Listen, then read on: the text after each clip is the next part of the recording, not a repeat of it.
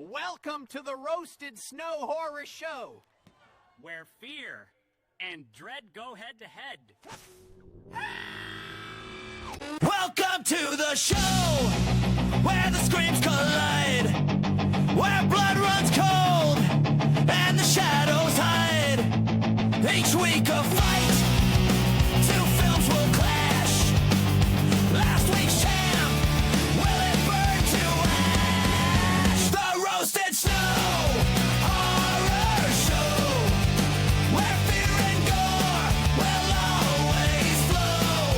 One film wins, one must go. The Roasted Snow Horror Show. Lights go down, the fight begins. Which nightmare takes the final win? You pick your side, we'll break it down. The Roasted Snow, the goriest showdown. and here are your hosts. Chris and Ryan! What's up, everyone? Welcome to the live show of the Roasted Snow Horror Show. I'm your host, Ryan Rosted. Everybody thinks my last name is Roasted. That guy is Chris Snow, the Snowman, Sexual Tyrannosaurus, Viagra Pill with the Face. If you want to know why we call him that, take a picture of that QR code and it sends you to all of our other episodes. By the time we're done with this motherfucker, you're going to have like 12 nicknames and it's going to take half an hour to do the intro. But it's going to be just a long, it's going to be like Daenerys Targaryen, first of her name, mother of dragon, whole titles.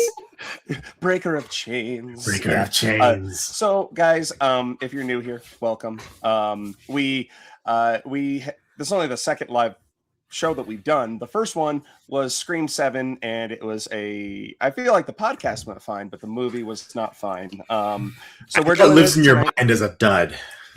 It does. I rewatched it last weekend. I think I even told you, I was showing my wife that, and I was just like, God damn, this movie is so bad. Like the ending is just even the parts that I thought I liked in the beginning of it, I couldn't stand the second time around. But so I'm just gonna come straight out and ask you a couple questions here, since we saw the movie together. We didn't less than an hour ago. Yep, we said don't say a word. We're gonna get home. We're gonna talk about this. So I'm gonna ask you two questions, and you can answer them back to back. You can take time separately. One, was it better than Scream 7? And two, are we back?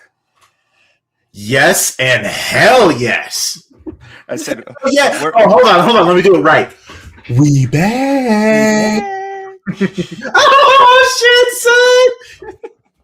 That's exactly my dude. We were. I feel like we were laughing more than we were not laughing on this one. Right? Yeah, and that's always a good sign. And it was kind of a nice. I kind of felt like it was a little treat since the last few weeks with, Backrooms and Passenger and Obsession. They've been some mind fucks, and they've been some. They've been some stressful movies. It was nice just to sit down and know you're not going to be stressed out, and it's all for a laugh. There's no holds barred. They're going after everybody, which I appreciate in any comedy. Yeah, this was a banger. Yeah, I've been delivered. I'm going to tell you guys right now, it's going to be really difficult to try and keep this in a structure because so much shit happens in this movie. For those of you that don't know, anytime I wear the banana hat, that means a movie with batshit off the rails. It going crazy. Yeah. And if you're new here, the formula that we do is we have some specialty episodes here and there, but every week we go see a new release and it goes up against our previous winner. So for instance, Chris for about 2 months had 28 Years Later, The Bone Temple as his favorite, and nothing was beating him. We have a joke that it's Big Dick Alpha. Big swinging log. Big swinging log, just sitting there. So our current champ, we never agree, rarely agree, but our current champ right now is Obsession. I'll tell you guys right now, this isn't beating Obsession. It's not the same genre. Different apples and oranges. Yeah.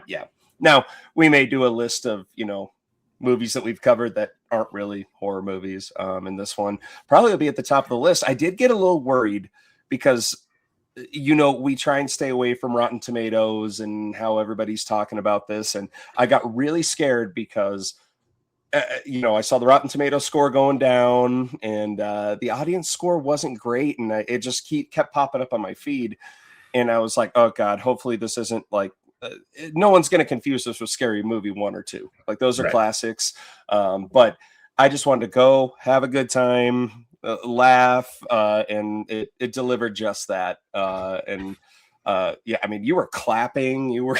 I mean, there were some scenes. I was 100% that guy. There were some scenes, and there were some payoffs, and there were some non sequitur moments that just come completely out of left field, and you have no choice but to just your jaw drops in shock.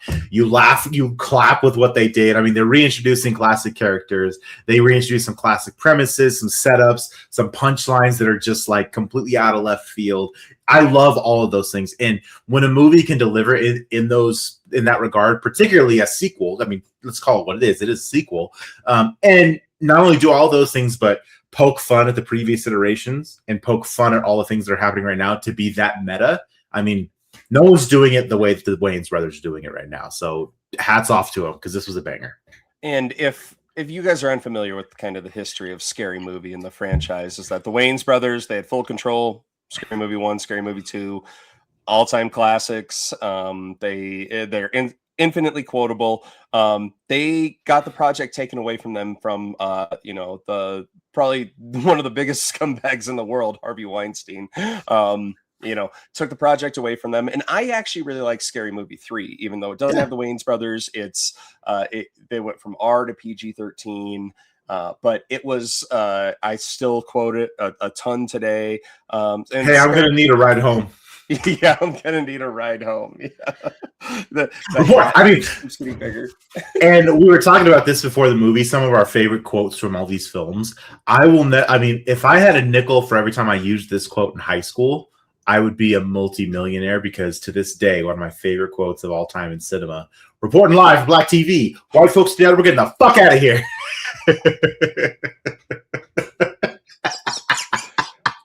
And it's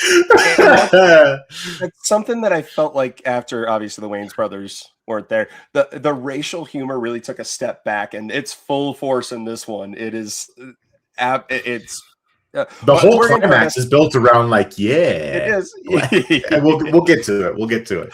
And what we normally do on the show is we give a spoiler-free, kind of if we recommend it, if we don't, what the premise is.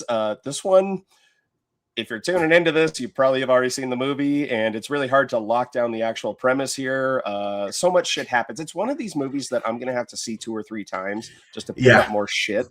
Because the whole movie, it lampoons other films, so it's just like bits and pieces kind of put in there. And that's another thing I was worried about, because each trailer, it's like there were 5 new horror movies that they were parodying, and I'm like, how are they going to fit all this in to make sense? And for the most part, they do it pretty well, even if it's just a quick flashback.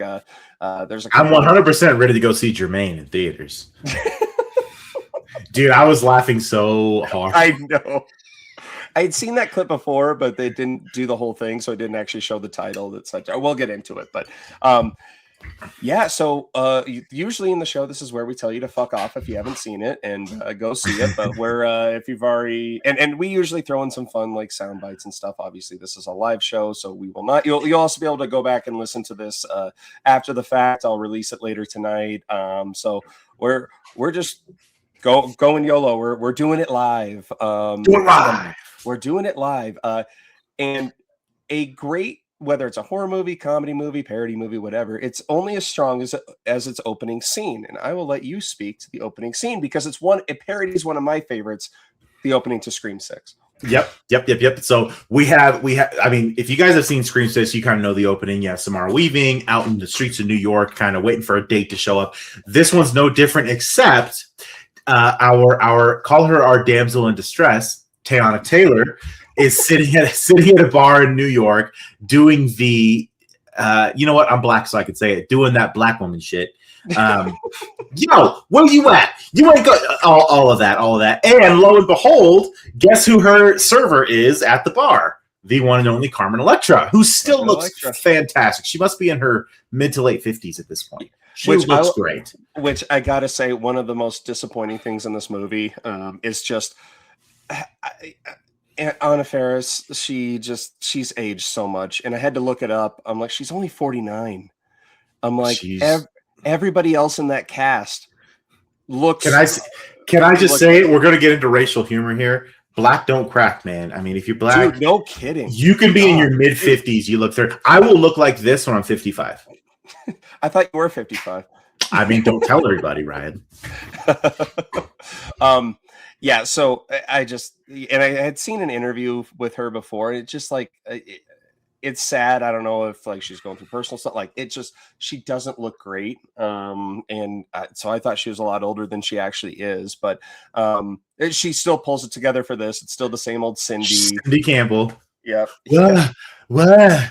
And it's great that because I also was a little worried, are they still going to have the same chemistry, particularly her and Brenda and Regina Hall. But they also had done a couple of the other movies together. So they are just, somebody had said, like, if they aren't in your ride or die, Mount Rushmore for movies, then I don't know what you're doing. So yeah, what are you doing? Yeah, even though Brenda's whole bit, like in Scary Movie 2, she's like hiding and she's like, Cindy, don't bring that thing over here. They would have just got you, bitch. You had to come in here. What did you just you? All right, anyway, back to Not Samara Weaving at the bar. But she's wearing yellow just like Samara Weaving. She looks great. Tiana Taylor, she's got those abs of steel because she probably weighs 90 pounds. Has a negative body fat percentage. Yeah. Yeah. Mm-hmm. 100%. So she's sitting at the bar, and a lot of the humor in this film. Now, obviously, you need to have seen Scary Movie 1, 2, 3, 4, 5, kind of leading into it, particularly Scary Movie 1, 2, 3. But a lot of the humor in it is just the lines of dialogue. It's so clever, right? So Carmen Electra's her server, and she comes up and she's like, "What are you having?" And Tiana Taylor breaks the fourth wall, and she's like, "I'm just doing the opening scene." And Carmen Electra, the server, is like, "Oh, I know exactly what that's like," because she did the opening scene of Scary Movie. My God, 27 years ago. Wow. So we have her setting it up. She's on the phone with her date, who's not there yet, who's like, "Hey, why don't you come outside? I can't find the restaurant. Come outside, so I can find you, and then we can walk in." So similar to Scream 6, she's outside she walks outside the restaurant. She's on the phone. She walks down the alley trying to be, and he says, "Yeah, I think you're walking towards me. I think I see you. Keep coming." And then as she gets halfway down the alley, the voice on the phone changes to our killer. "Yeah, you should know not to walk down alleys." And then he, of course, appears behind her ready to kill her.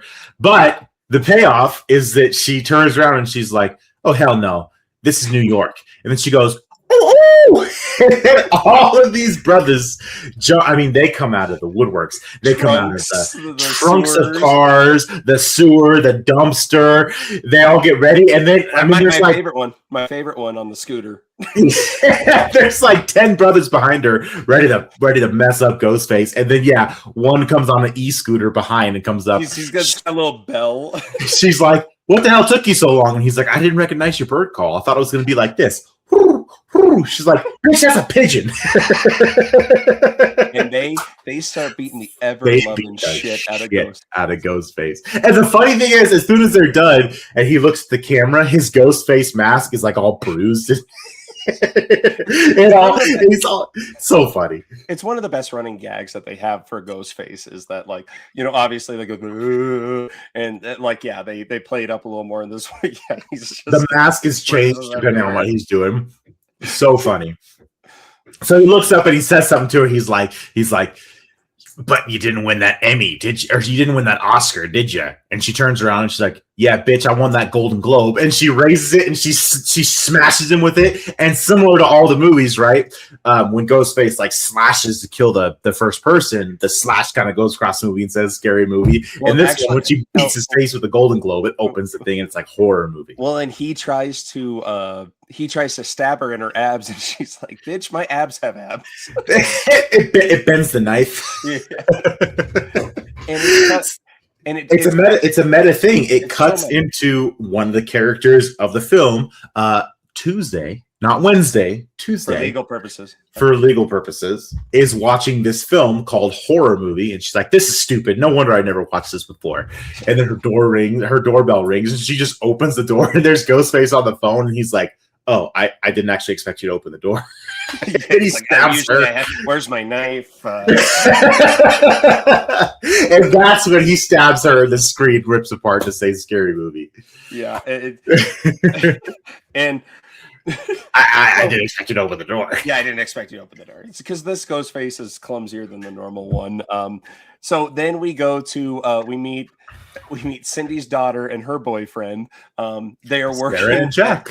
Yep, they're working at an amusement park, and it's the Final Destination theme park, and it's like everyone dies. Yeah, so like they're having this conversation. It's much like Scream 5, where Jenna Ortega's character has been stabbed in the opening scene, goes to the hospital to lure in her sister. So, Cindy's daughter's on the phone, and you just see like roller coasters running into each other in the background.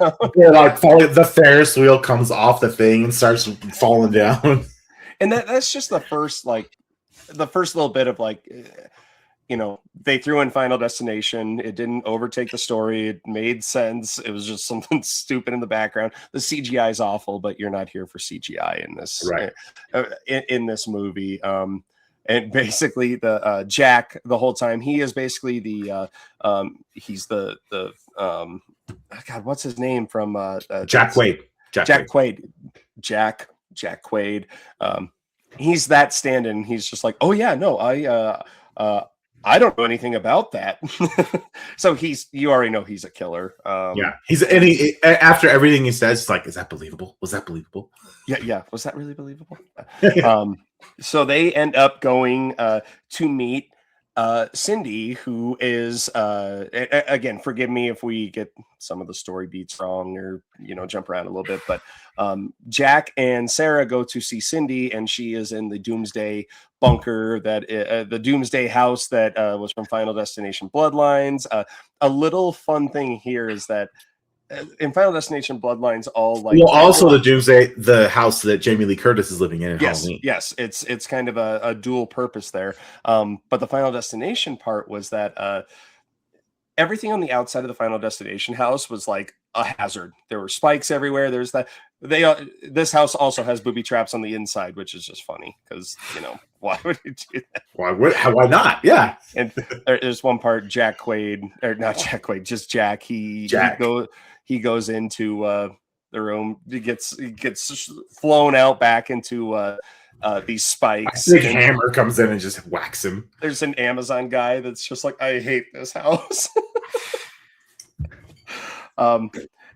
And I mean, Cindy plays it up perfectly. She's just like, yeah, I'm not a good mother, like whatever.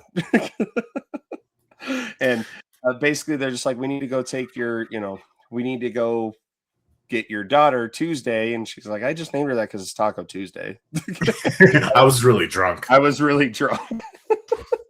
And then slowly we start meeting the former characters, the ones that we know and love. Shorty, what's up, son? Well, I was actually going to go to the Ray part. Ray. Ray kind of alluded into it.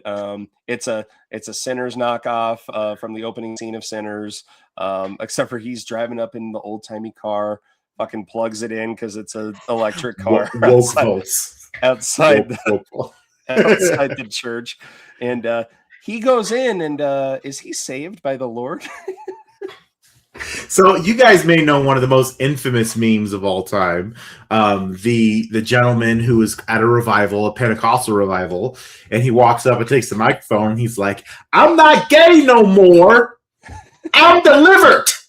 And it's kind of a play on that because Ray and Brenda are married. They're a couple. They've been a couple, obviously, since Scary Movie 1. And Ray starts talking about all the things that he's not doing anymore. And he gets into insane detail of what he's not doing anymore, including showing on the microphone what he's not doing anymore. Two microphones. And this is one of the funnier pieces because the entire congregation gets into it. And Brenda is obviously shell-shocked because he's like, I'm not going to Cambodia or Thailand no more, or even crossing the border into Vietnam to look for ladyboys. She's like, I thought that was our honeymoon. And they show like the background characters. They're just like, Like it's the funniest look that they're doing. Well, the preacher keeps saying the N-word and being like, "Oh my god." Yeah, he's like, "Oh boy, oh boy." Oh. So, and it was a question going into this, like, because that character, people have not liked how that has aged with him. You know, because if you know anything about Ray, he was with Brenda in the first movie, but he, you know, also that means. Like, but if you remember, he's not gay. I'm not gay. Yeah, I'm not gay. You took me to that club. They play good music. We went to San Francisco. I wanted to go shopping. Yeah, you made love to me. First of all, you suck. Oh, but yeah. God, I wish I could put sound bites in this. Well, and we gotta put one more. the Get Out scene. You guys remember Get Out where the black man's running right towards, and then at the very last minute he takes a right. Well, Terry Crews in a hat in whitey tidy underwear is running right towards Sydney or Brenda, and then makes a right. And then the next scene is Ray running after him like, "Come knock on Ray." Oh, he says something. He's just like. Ray's gonna get you. Well, and he's like, he took my clothes or something. He's not wearing them. But it's funny because you can't see Terry Crews's face, and I later on, it's like the hat is like down. I was like, is that Terry Crews? Like, you just tell it's him. We're jumping around a bit, but yeah, that was fucking God. That was good. But yeah, so Ray has always been gay, not gay. It's always been the joke, and it's the running joke. It's what people go back to, and they're just like, well, that's not really funny anymore. And so he still leans into that, not as heavily as other adaptations. But then you go to the high school, the Woodsville High School, and their team name is the Reapers. So funny. And I got Ghostface Reaper with a scythe, right? And you meet our other characters. They are they're stand-ins for Chad and Mindy from Scream 5 and 6 and 7. They're in 7. They're like the only good part of 7 that I liked, and I wish that there was more of them. And they are actually Randy's. They're Brenda's kids, they're Brenda's kids. So they are Shorty's niece and nephew. Mm-hmm. And so their friend Jess, who is transitioning from a girl to a boy, is the daughter of God, what's his name? Greg from Where's the Foot? Yeah, where's the Where the yeah, where it's like, well, you just mentioned it, Greg. Starting now. Yeah. So he's having issues with his son transitioning, his daughter transitioning, all this. So they're one of the characters. So Shorty comes in, and obviously the stand-in for Chad, he's dating the slutty chick, and they really lean into the sluttiness of this girl. Oh yeah, she puts a butt plug down on the table, and I mean this thing is like the size of both of my hands, like that. They're like, it's easy to hide. She's like, it's easy to hide, yeah. Not Brenda. One of Brenda's kids, like, oh, Ray has one of those.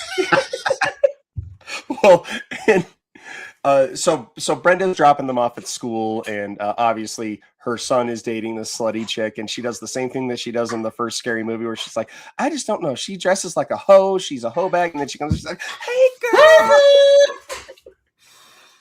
Which, yeah, I love little callbacks like that. She's like, you remind me of Viola Davis. She's like, why don't you come over to my house and make you a little shit pie? No, she said you remind me of Octavia Spencer. Octavia Spencer, yeah, that's Viola Davis. Because she's portraying Ma, yeah. So, and then Shorty comes in, and he's got a backpack on. They're like, I can't believe they let you teach here. And he's like, I'm still in school. I'm a 25th year senior. And you come to find out that he is internet rich. Like he's super rich. Yep. He blogs streaming stupid shit. And crypto and all that stupid shit that people have gotten rich on over the last 26 years. Well, and the Chad stand-in is just like, okay, Unc. And he's like, why call me Unc? They're like, you dumbass. Our mom is your sister. You're literally our uncle. And he's doing, like you say, he's doing the crypto thing. He's like, hell yeah, I'm up $3 million. And he's like, oh no, I'm down $5 million. He's like, this shit's crazy, son. So you get to meet everybody again. So it's I thought it was fine the way that they did it. I will say though, and I'm not sure if this is the part, but I did put it in my notes that I am never going to be able to watch K-pop Demon Hunters ever again. And we'll get to this a little bit later. Yeah, I got to be honest. The first thing I want to do is watch K-pop Demon Hunters. Have you not seen We're it? going up, up, up. We'll get to that a little bit later, but man, yeah, that was amazing. God. What else? I was one of the movies they bring in, and it was in the trailers pretty heavily, was Cindy had taken her daughter Sarah to meet Santa, and that's where Terrifier is. And it's actually two Little Waynes are the kids in the mall. Because this Terrifier Santa keeps giving out severed body parts, and one of the little girls has a severed nutsack. She's like 4. She's like, what the fuck? She's adorable though. Like she's so cute. It's like, what the fuck? So, and that's another one where they put that in there. It's all, it makes sense. It's not going crazy. They all end up at the hospital to visit Tuesday.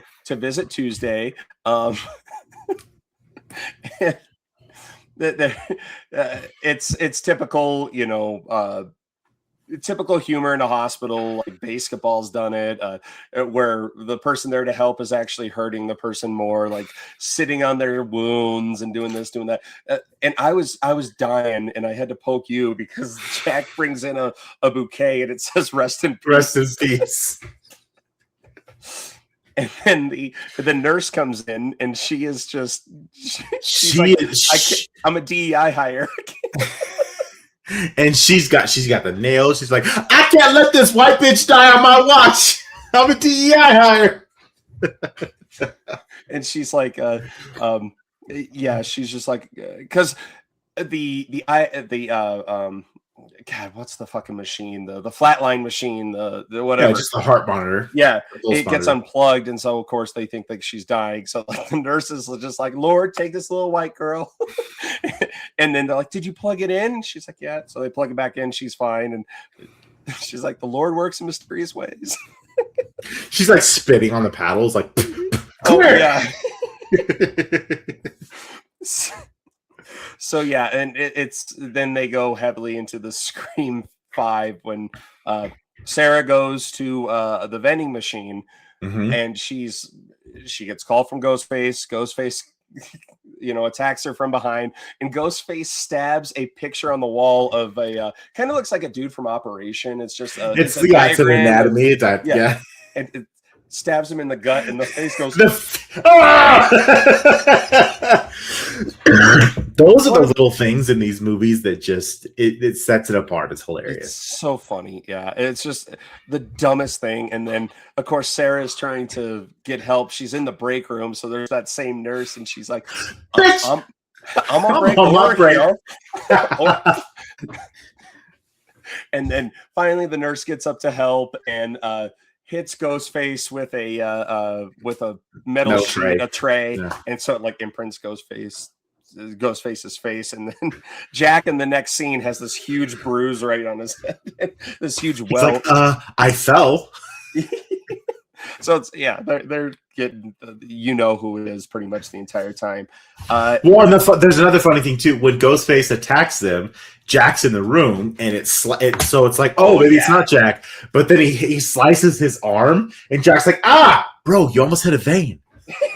Yeah, I mean, no.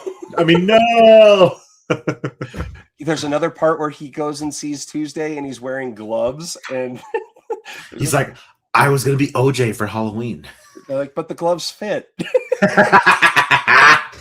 So from here, I believe, if I'm getting the storyline correct, they go over to Brenda's house, where the whole cast is meeting pretty much. And first they go and meet a certain officer. Oh yeah. So I'll let you take this part. Let's do it. So, of course, after they've gone and seen Cindy, and they got attacked at the hospital, the idea is like, hey, we need to get all these people together who have been through this, so we can figure out who the killer is and stop them. So, they go and see a certain special someone, and if I may say so myself, Special Officer Doofy. It's the same actor. He's in a COVID quarantine. This is a great joke at COVID. They knock on the door. He's wearing like a gas mask, and he's like, "Wait, I have to test you first." And he shoves these Q-tips up their noses, and they're like this long. One comes out the other one's mouth, and one comes out the other one's ear. He's like, "I'm just testing you real quick." So then he lets him in, and then he gets the test. And he's like, "Oh, I guess you're both clear." And they're like, "Dude, COVID ended like 6 years ago." And he's like, "Oh, what am I supposed to do with all this canned food?" He has like all this canned food, and the next scene is him kicking them out, and then they're carrying all this canned food with them. And then from there they go to Brenda's house, so they can all kind of get in the same place, talk about what's happening. Up in his big wheel. Big wheel Doofy, and he slides like a Fast and Furious. He slides in the right, and he's like, "That's an Officer Doofy." Reporting for duty, because he says retired earlier. Yeah, and so he's got his construction paper cutout badge. I kept thinking that was going to get bigger and bigger and bigger, but it didn't. I was keeping an eye on that. But yeah, so the entire cast is pretty much together at this point. Ray, Brenda, Cindy, Shorty, and then all the new kids. And they have each one says a couple lines to each other when they're reuniting. Like, Cindy's like, "Shorty, you taught me how to dance and and make a high N-word pie." And so it's fun to see like those, because like in Scary Movie 2, she does the dance scene. She's like, son. Yo, that jacket is tight. Yeah, me. Yeah, me. I run this shit, bitch. Yeah. And then so they're all, because the Mindy stand-in is like, now we can get to the plot. And they're like, well, Doof was the killer last time, which I like that they remember that. Have to say that, yeah. Yeah, and they're just like, well, wait a minute, how did you, shouldn't you be in jail? And he goes, well, I was pardoned because of January 6th. This is me. And it shows a picture of him. He's in the QAnon shaman outfit. He's got the buffalo head on. He's got the face paint on. I was dying laughing at that one too. And so they kind of go through the whole thing, and everybody's like, well, it's Jack. Everybody knows it's Jack. It's the love interest. Like, watch the love interest, son. Yeah, and then they keep talking about like how old they are and this and that, and how they must have taken Tuesday out to lure Sarah in. And then Cindy goes, to lure you in so they could lure me in. And then Shorty's like, holy fuck, that's a flex. And then Brenda's like, you don't think I was gangster? Like, she pulls out a gun, starts holding it like this. Then Cindy's like, no, you hold like this. It's not loaded, and then just kills a random extra, which they bury in the backyard that says random white extra. They're like, she's like, Cindy, help me hide this body. And they're just dragging it outside. They're catching. They're like, so what you been up to, Cindy? She's like, oh, I've been doing X, Y, and Z. And they bury it. Yeah, and the headstone cross is like random white extra. They pour out a shot for her. And then they come back like nothing happened. Like nothing happened. Oh man, there's a few things that happen in this scene that are pretty funny. Yeah, but and then I believe when they go outside, we get Miss Gail Hailstorm back, who was a love interest of Special Officer Doofy. Gail Swallows. Yep, Gail Swallows, and they go through a few things. She's like, I need information. He's like, only for a blowjob. And she goes, well, I haven't given a blowjob since the Me Too movement. I give hand jobs now. Yeah. So the information better be good. And then, so they're back in the fold together. And she's like going through all these influencers, and like someone's making like a ghost face rap. And it's just, there's so much shit going on behind the scenes. Like, you guys don't even have a cameraman. Yeah. She's pushing over the things. God, where does it go from here? Because I know a couple different directions. I just can't remember exactly. So yeah, after this one, I think Ghostface tries to kill. So back in the hospital, after Gail Hellstorm shows up, back in the hospital, Ghostface tries to kill Tuesday, but he accidentally gets knocked into a can of nitrous oxide, and it nitruses the whole room. So Tuesday's high, she's laughing. The Ghostface is high, and he's laughing. He's like, "I'm gonna gut you like a pig," and she's like, "You need to get a better line." And since they're both high on this nitrous oxide, she's like. She's like, "Oh shit, he's really gonna try to kill me." So she wheels her wheelchair out into the hallway, and then like the camera slows down because it's in slow motion because it's like giving the effect of like, "Oh yeah, they're both under the influence." She's trying to get away, but then there's an old guy with his IV that walks right past them at normal speed. They're just going really slow. I forgot about that part. Yeah, I was like, and I can't remember if it's this part or if it was earlier in the movie, but because clearly Tuesday is a stand-in for Jenna Ortega, and they're just like, "You don't need to be so dramatic. This is a parody movie. You're not winning an Oscar here. Like, you're fine." And it's that's funny because she's a great actress, and this movie's full of nobodies outside of the main cast. Exactly. I was trying to look up some of the other stuff that they were in, and I'm like, I haven't heard of like. Well, you'll notice because I was watching the credits after the movie. There's a lot of Waynes in the movie. Yeah. They even say it something there's like a million of us motherfuckers. There's billions of Waynes. Have you seen all the Waynes? There's billions of us. And they do make an appearance. One of my favorite, Damon Wayans Jr., who I don't know if you ever saw the show Happy Endings. And New Girl. What? And New Girl. Yes, and New Damon Girl. Wayans Jr. Yeah. But Happy Endings is one of my favorite shows of all time. He's so goddamn funny in that. But they are tracking down Ghostface, and this was one that was just kind of thrown in. Didn't really do much for me. It's Long Legs, but Long Legs happens to be, "This is my strong hand." Take my strong hand. My other hand ain't that strong. He's standing next to a black guy, and you see all the cops are running up. And it's like very obvious, oh, they're here to arrest Long Legs. And then when they get out, clearly the guy with the weird dude next to the black dude in the business suit is like, "Oh yeah, him." But the cops run up and just jump on the black guy. They're like doing elbow drops. It's like WWE. Yeah. And they so Damon Wayans is Jr. is the cop, and the stand-in for this psychic from Long Legs, and they're just like, "You have the wrong guy, you know that, right?" And he goes, "Well, arrest the black guy too. He probably did something." He probably did something. Yeah. So you don't really see much. One off from here. They of course kill the sheriff, who is Greg from the original Scary Movie. It's hilarious because he's driving in his patrol vehicle, and he has a sheet in front of him. And it's a picture of him when he was in high school from the first Scary Movie, and then he lifts it up, and it's the Polaroid from the first Scary Movie of him with his baby penis, his micro penis in the shower. And Ghostface, it says it's that picture, and then he gets a call. It's not the size of the nail; it's the way you throw the hammer at it, or something. Exactly. He gets a call, and it's like, "I'm gonna kill your son, or I'm gonna kill your daughter," and he's like, "Bitch, it's my son." And then he swings a bitch and he goes back to his house. And as he's walking into his house, Ghostface stabs him in the stomach. And then he comes to, and he's on his back in the backyard. He's like tied down. And he looks down and he's bleeding. And then Ghostface walks up and he's like, "I got your penis." He cut his little micro penis off. And he's like, "Here, I'll show it to you." And he pulls up a magnifying glass so that he can see it. So he kills the sheriff. He kills the sheriff's daughter, who's a son. So they're both dead. And he says, "You stab like a girl." Last thing the son says, "You stab like a girl," and he gives him the finger as he's dying. I mean, this, so name is Jess, was a girl transitioning to a guy, does have some big dick energy. It's just like, trying to be all macho, and like slaps the shit out of Greg earlier in the movie. And he's like, "You're such a bitch." So, yeah, Greg dies, much in the way that Sheriff Judy and Wes died in Scream 5. Mm-hmm. And I love stuff like that because they did a really good job with that.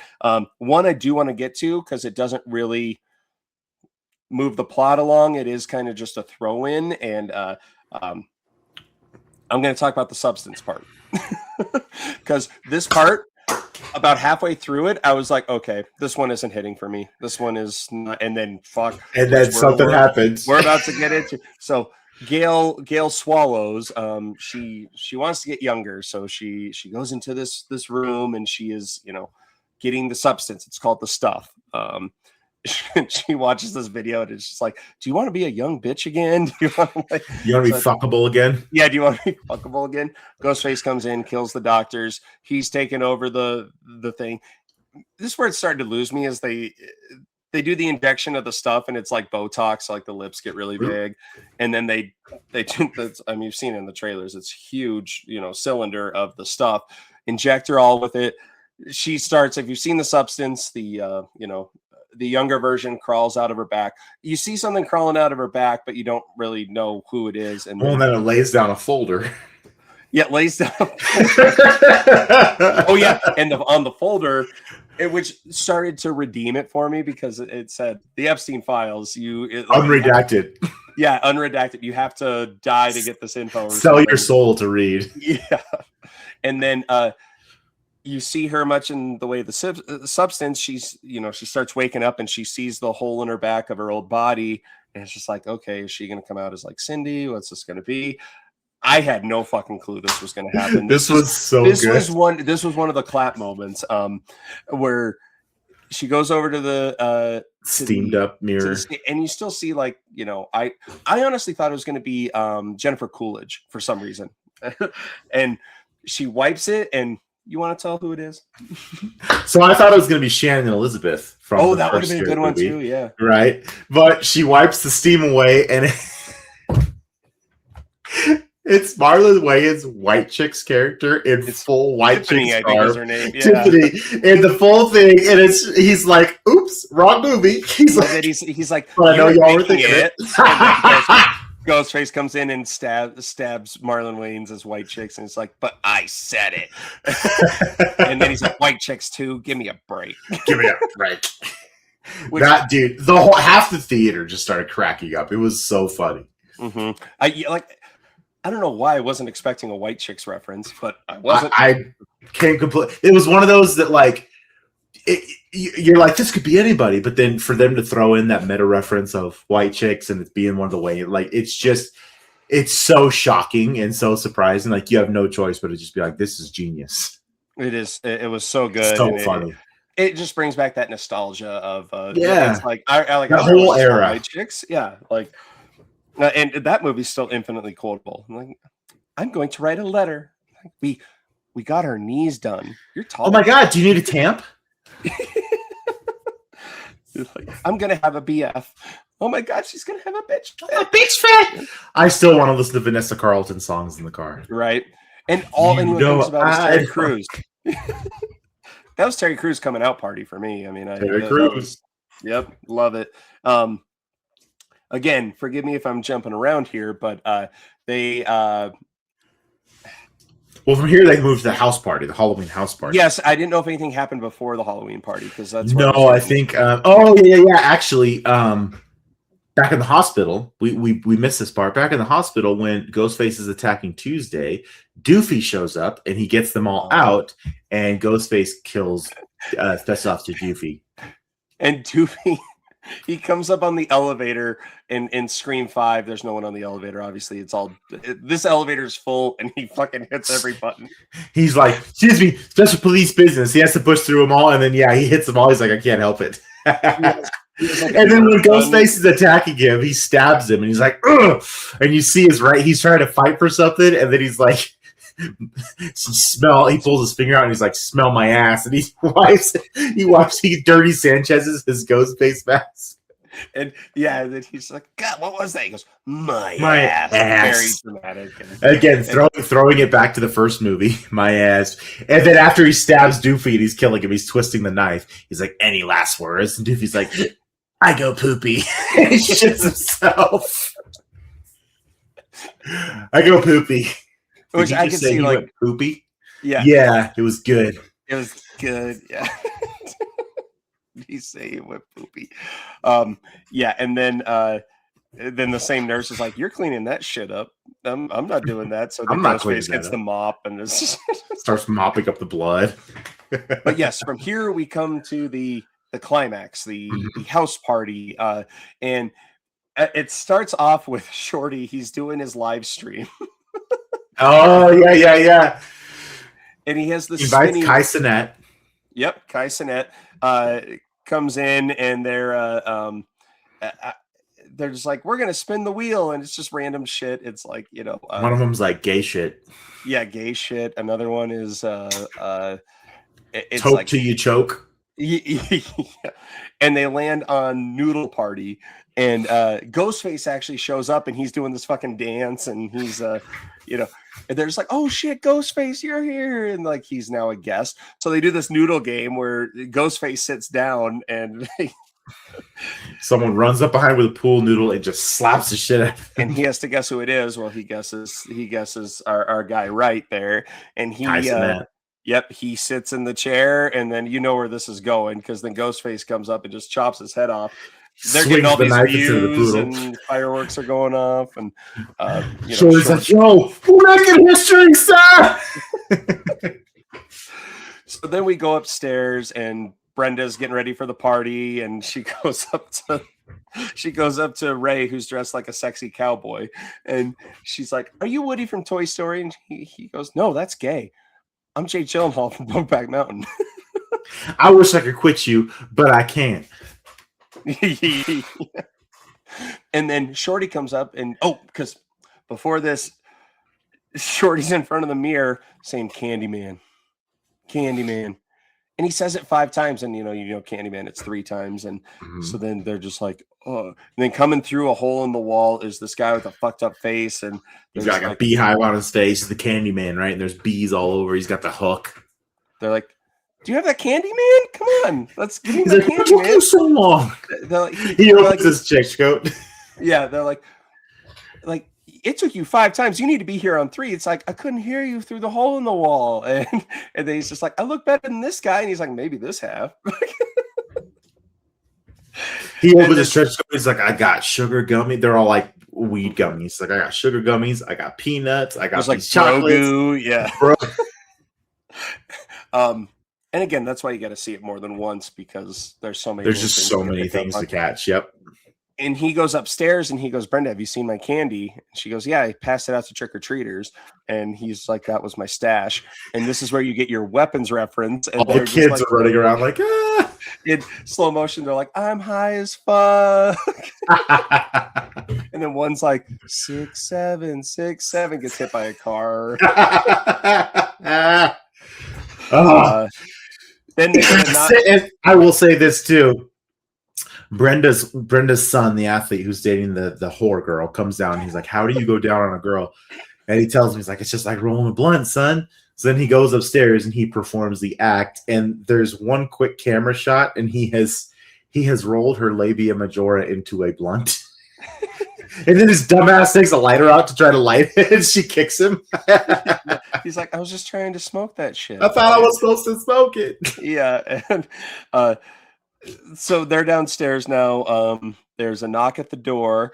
They answer the door, and it's Jack, Tuesday, and Sarah, and it's a play on Sinners. They're just like, "Can you guys invite us in? It's been a wild night." They're just like, "Why do you need to be invited in? White people show up uninvited to parties all the time." Like, we're here to drink, play bad music, do some half gay shit. Ray opens the door. "Why only half gay?" And then they're like, "Here, we'll play you a song." They're like, "No, that's not necessary." So they start playing, what was it, the theme song to the Jeffersons? We're moving on up. And it's like gentrified. Yeah. Because they're playing it with a banjo and a cello. Like, moving on up.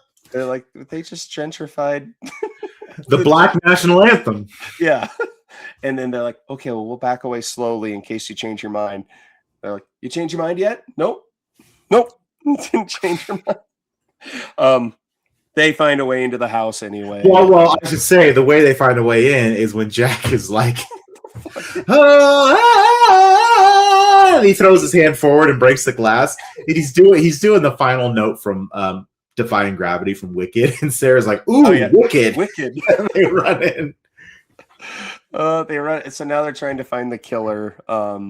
And during this time, like we can almost move over it quickly. The killer shows up. He kills Brenda's kid, DEI, who's on the subway. You've probably seen it in the trailer. He's dressed in the Megan outfit. He does the dance and he stabs her, and she's like, "It's them. You stabbed them." And then the joke is everyone on the train, all of the progressive, like there's a little person and a black construction worker and a Middle Eastern immigrant. They're all like, "We're tired of this shit," and they all stab her. And so they kill her.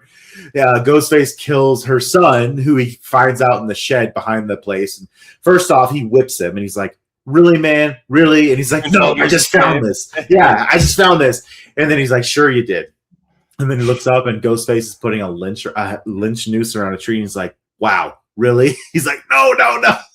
And then finally, he pulls a gun on him. And he's like, "Yeah, real clever. Another black man dies to gun violence." And he's like, "Whatever." And then he just shoots him. Well, and going back to the subway, she starts yelling at a girl, at a Karen. She's like, "This Karen over here," and then she's the first one to stab her and goes, "My name is Karen." Karen. She's like, "I don't know what to call you."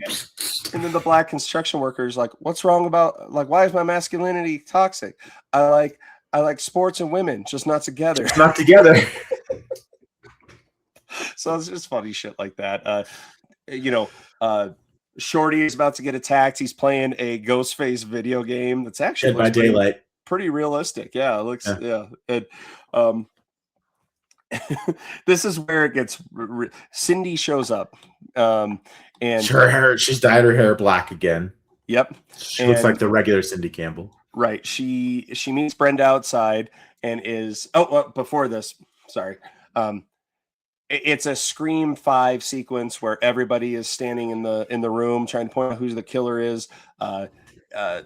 Jock's girlfriend comes down and she's like, "I'm not the killer." And then, of course, she pulls out a gun and shoots. Who did she shoot? She shot some random person, I think. Oh, yeah, it was a random black guy that was standing there. It was the guy that looks better than his right, friend. Yeah. Maybe this side.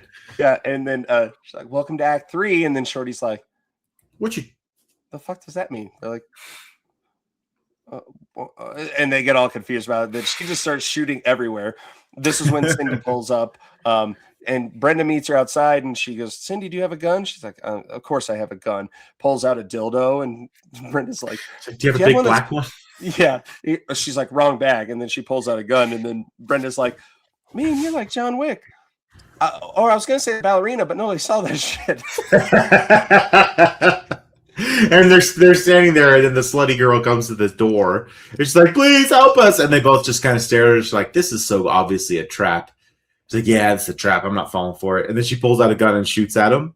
And you think she hits Brenda. Brenda's like, "Oh my god!" And she falls down, and she's like, "Cindy, go get that bitch." She's like, "Well, I think it's already too late." And then the camera zooms out, and Cindy's already zipping up Brenda in a body bag. Brenda's like, "Bitch, I'm not dead yet." And then as soon as Cindy goes in the house after the killer, Brenda's like, "Ah!" And she's like, "That ketchup trick worked." And she moves her hand away from her gunshot wound. It's just like 4 packets of ketchup. Yeah, she's like, "There's no way I'm going in that motherfucking house." Well, and actually, one of the tiniest lines, and it's much like the vein of, "I'm gonna need a ride home." Cindy, before Cindy shows up, she calls Sarah, and she's like, "That's the house that Bobby killed everybody in." And they do the pan out from Scream 5, where it's going out the front door. And Cindy's like, "Why are you yelling?" She goes, "'Cause the camera's so fucking far away." And then it's so good. Cindy comes in and has a major Ghostface John Wick-ish battle. There's like 12 ghost faces. They keep coming in because she keeps doing like the gun fu where she'll kill one. And then like as soon as she kills one, another ghost face comes in. And so she can just keep killing him. And there is a pretty funny part because the camera pans up and Anna Faris is just up against the wall eating popcorn. And she's like, "This stunt girl is really good." And she gets the dildo and shoves it in one guy's mouth. One guy's He's like, "Ah!" So like, yeah, and then one's not dead yet, and they have their argument again. She's like, I knew they lured me here. And then Cindy goes, yeah, they lured you here to get me here. And she's like, this isn't about you, Mom. And she goes, and then the girlfriend is one of the ghost face. She goes, it's always been about Cindy. Yep. And then Jack comes down and stabs Sarah. And he's like, it's always been about Cindy. And Sarah's like, damn it. Yeah. And then so they go into the kitchen. They bring Brenda in, and Cindy's like, wait, I thought you were shot. She's like, Am I I? was. It's the God hear me. Oh man. And then so they start going through like their plot, and it's funny because they're just like, there hasn't been a good horror movie, meaning like the meta horror movie, but still there hasn't been a good horror movie since the first one, and we had to bring back the legacy characters. It's very Scream 5, Scream 6. Yeah, they're like, we have to they're like, we're taking over this franchise, so we're gonna kill the legacy characters. Now the franchise is ours. And God, I forget what else happens there. Well, then they're going to get Jack and the slutty girl are like, they're like, go get so-and-so, whoever it is. And then they walk out, but then two more ghost faces come in and kill them both. They kill Jack and they kill the girl. And you're like, oh my God, who are these supposed to be? And they reveal themselves to be Anthony Anderson. So Anthony Anderson, who was in Scream 3 and Scream 4, and he's hilarious in that. It was in Scream 4 too. So he's there, and he's like, yeah, it's me. And you leaned over to me before. He's like, that's got to be Kevin Hart. It's Kevin Hart, because that was one of Kevin Hart's breakout roles before he was as big as he is now. Yeah, he's like, and it's a small, short ghost face. So sure enough, you're like, oh, it's Kevin Hart, and he takes off his mask, and it's Shaq. And he's like on my knees, I'm as tall as Kevin Hart. And he's just like, what, Kevin Hart said no? And he goes, yeah. I was surprised too. He doesn't say no to anything. and they're talking to them, and they're just like, because Shaq was only in the opening scene of Scream 5 or Scream 4. It's Scream 4. One of them. Yeah. It's the saw. And he's just like, oh, there's Dr. Phil, he became weird after that. Two more ghost faces show up, and it is Ray and Shorty, and which you kind of knew was coming. Yeah, they're what they're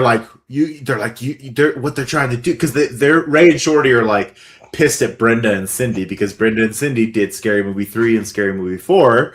They're like, why? How could you do that without us? And they're going back and forth. Shorty and Ray end up killing Anthony Anderson and Shaq. They're like, well, I'll never forgive you for Kazam or Shazam, whatever the movie was. So they're killing Shaq and they're stabbing him. Which is a callback to Scary Movie 1. Yep. And then they're killing Anthony Anderson. They're like, you were nominated for 8 Emmys and you didn't win a damn one. And they're just killing him. Yeah. And before, they're just like, man, you're my brother. You held down the franchise for us. Like when we left, you came in. And then, then they're like, Brenda, why'd you leave? And she's like, they offered me a boatload of money. Yeah, I got a new house. I bought a car. I forget Cindy's excuse. I think it was similarly. She's like, I got so much money for it. They paid me so good. Oh, wait, no, she's like, I got to work with the Intervals, Charlie Sheen. And they're like, yes. Okay, I get it. That's fair. That makes sense. And then, I forget, Tuesday and Sarah come into the room, and they're just like, okay, here, we could be the core 4. And they're just like, no. They're like, we're gonna lead the franchise, and you guys are still alive, and you'll support like the core 4. We're the core 4 and the restless. The young and the restless. It's like, we can keep it going. We'll be the new talent. You'll be the old talent. Keep in mind, these are Cindy's daughters. Yeah, and they're like, we'll be the core 4. Come on in. They're like, nah. And then this is kind of where everything just kind of blows up, because Cindy and Brenda and Shorty and Ray are like, no, wait, fuck this. So they tie up Sarah and the kids, and they drag all the kids' corpses in the room. Brenda's like, they're already dead. They're like, doesn't matter. These motherfuckers keep coming back to life. Well, and Shorty drags the man, and it is just like, I had to drag this bitch from the subway. He's like, I'm so tired. So they drag all the corpses in the room. They tie up Cindy's daughter, both of them back to back. Cindy, Brenda, Shorty, and Ray pour gas all over the room. And like, fuck yeah! They burn it down and kill them all. It's so like literally it's meant to be like they're just blowing everything up, right? It's not it's supposed to kind of shock you because the party was like, how's this movie resolving? But this what's happening now is so fourth wall breaking, like, and that's the point of it. You're supposed to be like, oh my god. They're walking out of the house, and it's this dramatic scene because they the house is The burning whole house down, is burning down. and they're like, Cindy's like, or Brenda's like, should we feel bad? I mean, those were our kids, and Cindy goes, "Fuck them, Fuck them kids." This is one of my favorite lines of all time. Yeah, this is our franchise. And Shorty's like, "Hey, the other thing too is we get a dramatic walk away from the fire scene." And they're like, well, yeah, but it's kind of hot though, isn't it? He's like, yeah, I'm feeling kind of warm. And then the very last scene of the movie, the camera pans behind them. The fire has burned away the back of their clothes, and they're all just completely nude in the back, walking forward. Shorty's like, do y'all feel a draft? And the four of them just walk off into the woods. So that's where the movie ends, but there are two mid-credit scenes. And the first one, you were dying laughing on this one. Oh my God. It's a girl. She's like, it's really dark, and it's like from the creators of whatever. And she's standing there, and she's looking around, and she's looking out the window, and it's supposed to be all scary. And then lightning strikes, and it's this gigantic penis. It's the shadow of Alpha. it. Yeah, it's big. It's Big Dick Alpha. It would knock Big Dick Alpha across the room. I mean, it's this gigantic penis, and then the camera pans again, and a black vampire is like walking into the room. He's like black and hideous. And then he's because he's been feeding on this white woman. She's like, you didn't say that. She's like, I know you want to suck on my chest more. And she has bite marks right here. And then as he's getting ready to feed, three black women over here like are fanning themselves like, yep, that's exactly what I thought. And he looks up, he's like, no. I didn't mean it. And then it's like from the makers of whatever, Brosferatu, coming this Kwanzaa.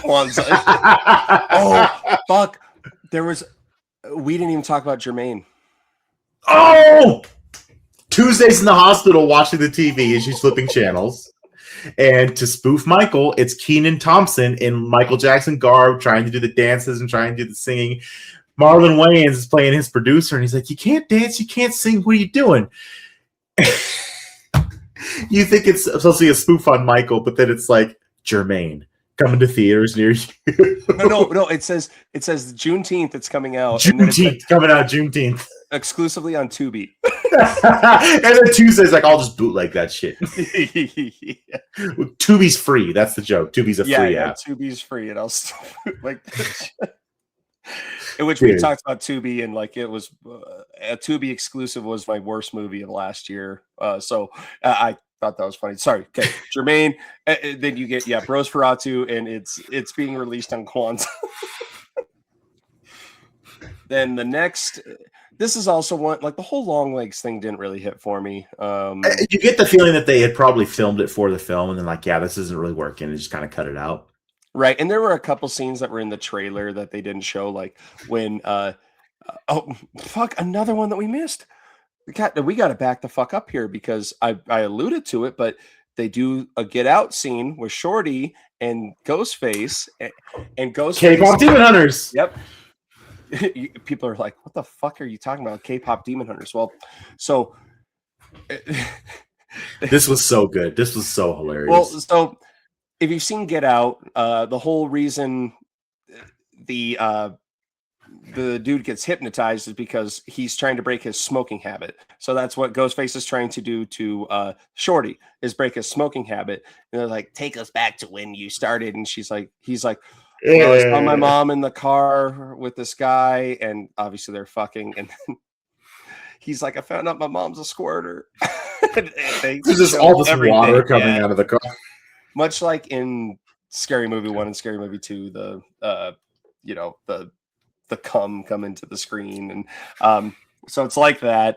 And then he's just like, Shorty, sink into the chair. And so he goes into the he gets sucked all the way down into the dark place. The sunken place. Yeah, the sunken place. And he's like, man, this is crazy. And all of a sudden he turns cartoonish, and he turns into a K-pop animated Shorty and starts singing his version of Golden. And guys, I have kids. If anyone out there has kids, you've probably seen this movie umpteen times. Starts off innocent enough, it turns into a fucking Animated. smoking He's just banging all of them. orgy. Yeah, he's just it's so deeply upsetting. That's probably what offended me the most in this movie was that. It reminded me of Harold and Kumar when he does the daydream where he's having sex with the bag of I remember weed. that. Yep. Yeah, kind of like that. But yeah, and then he wakes up and he's like, "Oh man, that was a crazy dream." And he wakes up with, I got to look up if it was actually the 3 girls that did K-pop Demon Hunters. I think it was. He wakes up with the 3 Korean women in the bed with him. Yeah, and then he says, "Oh shit," in Korean, and okay. God, I can't believe we missed that part. There's so many one-offs and like little pieces like that. I'm sure we're missing some of the good, but like there's so many of them, and it's so fantastic. He's like, "I'm getting high, high, high." I forget how the song goes, but it's catchy, and it's great animation on it. I don't know what got into their budget, but they can't. I can't wait for them to get sued for that. There'll be a news article next week about the K-pop Demon Hunters the makers of K-pop Demon Hunters are really upset about. Right. And then so then the what was in the trailer, there's a part in the trailer that isn't in the movie where there's 3 shorties in the sunken place going, "I'm high as a motherfucker." And then there's another part where Cindy is being chased by all these smiling ghost faces. And she goes, "Red light," and they stop, and one moves, and then a guy from Squid Game shoots him. They're like, "Ghostface 37 eliminated." So there's some shit they didn't throw in the movie that they should have. But that was one, that maybe in the bonus features in the DVD. Oh yeah, and so we go back to the long legs part of it. And obviously he does "This is my strong hand, my germs." A couple callbacks there. And then Damon Wayans Jr. comes into the interrogation room as, if you've seen Long Legs, Nicolas Cage's character starts banging his head on to kill himself. And our guy doing that, he's like, "Ow, that really hurts." And he keeps doing it. And Damon Wayans Jr. is just like, "It wasn't this guy. He's not Ghostface. So what do we do?" "Well, we just keep backing up." Back out slowly. Back out slowly. And that's essentially where it ends. Just a man, funny thing. Go see it. I gotta find time to see it again. Yeah, this is just one of those things. Like, there's really no rhyme or reason for its existence except the throwback and the nostalgia. Like, because the plot is nonsensical. There's no plot. But it's filled with just all of these obviously throwbacks to current scary movies, a lot of the meta stuff, and a lot of the nostalgia that it's playing at. And that's why I like this kind of thing, because that it knows what it is and it's not trying to be anything more than that. No, and if it had come out next year, like, I could see the girlfriend, the slutty girlfriend in this, and her boyfriend doing an obsession scene, like at the dinner table. And 100%. It's such a shame that we've had this good run, such a great run of horror. So this is probably going to do great at the box office. So they'll have more to work on for the next one. I mean, our theater was full. Like, yeah, you and I got 2 of the last 2 seats. Mm-hmm. And I mean, and it was like, you think in some of those movies you get like an asshole that just like, well, but everybody was just having a good time. It was a fun time. It was a good time. I'm gonna have to take some time to just rethink about it, because I know the second we get off this podcast, I'm gonna be like, "God damn it, we missed these 3 parts." Like, I mean, one of the running jokes in the film, Brenda's daughter, the one that's stabbed in the subway, her name is DEI. DEI. Yeah, DEI. Yeah. Or sorry, their name is DEI. Yeah, their name. Yeah, they stabbed them. It's like, and the Ghostface is even like, well, she's not supposed to know that. Right. That's the best thing about Ghostface, is he's always just like, he wants to be. Yeah, he's like, in the first one, Cindy's doing the Crouching Tiger, Hidden Dragon. She's like doing the Irish step dance, and he's like, he's dancing too. So, yeah, guys, go see it. Don't let the and maybe it's not for everybody, but if you grew up with the first 2, for sure. Obviously this is not as good as those, but it stands on its own. It's going to be one I rewatch. I don't know how many times, and I want to take people to this movie and just watch their reactions, because I'm so glad this is one that you and I did together. Yeah, man. it definitely makes up for Scream 7, which was a complete letdown. And like the ghost face reveal and the motives in this one in a parody movie were 1,000 times better than the one in Scream 7. Can't lie with you on that. I mean, I can't disagree with you. It's 100% true. You technically Even have this parody. 6 ghost faces in this movie. Plus all the extra dead ones that Cindy All the the whole town. Yeah, pretty much. Yeah, they fit so many movies into this. Really popular ones, some that flew under the radar. But yeah, we don't really do a rating system on this. But I mean, it stands on its own. Not going to beat Obsession. It was a great change of pace from where we were at because your mind can only take so much. Because I mean, you went and saw Backrooms again, and I did. You know, I did on Wednesday night. Just because we talked about, I wanted to go get a second viewing, and can confirm that at the same time. Yeah, it's a mind trip. Obsession is a mind trip with the morality of it. Passenger, it's not really a mind trip, but it's a good one. I mean, and then we were looking, we're like, damn, June's kind of a dud for horror movies. Not much happening this month. No, and then of course July, when of course like I'm out of town for a couple of weeks, but there are some bangers in July coming up. We just got the Red Band trailer for Ice Cream Man, which is probably the goriest trailer I've ever seen in my life. Check it out. It is intense. Yes, that one is going to be an insane episode in August when we cover that one. Not really sure what we're going to do next week. We got to kind of see what's going on, if anything fits into it. We still have to do the second part of the top 5 horror game movies. And I don't know if you saw today, but there's a new Saw video game coming out. As I was sitting in the truck getting ready to walk into the theater, I was checking all the games that were revealed at Summerfest, and yeah, that was one of them. So y'all know, Mr. Gamer Boy will be checking it out. Yep, it's gonna be super intense. Yeah, so this one, it's a 3 versus 1. It's a multiplayer. You can choose whether you're one of the 3 people in a trap or the one setting it, and it takes place. It's not modern day. It's 100 years before Jigsaw, which is strange. But yeah, and I'm down with it. I think that's an awesome premise. Absolutely. So at the end of each episode, we like to give a horror movie recommendation, but I feel like we just gave a hour and 11-minute long one. If I was going to add anything to it, guys, if you're newer to the show or you're a little bit younger than we are, check out the original Scary Movie 1, 2, and if you have time, 3, 4.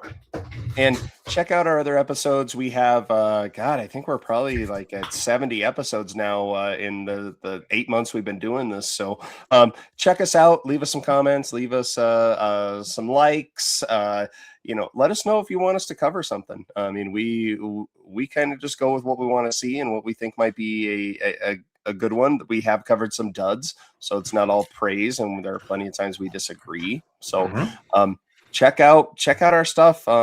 Thanks for stopping by. Hope you go see Scary Movie 6. Hope we see you around. But if you don't have anything, I'm gonna end this bitch. It's been real, guys. Thank you so much. We love doing this. We're going to keep it going. Coming up on a year here in a couple months, which is super exciting. So thank you guys for tuning in. We'll see you next week. Love you guys. Bye, brother. See ya.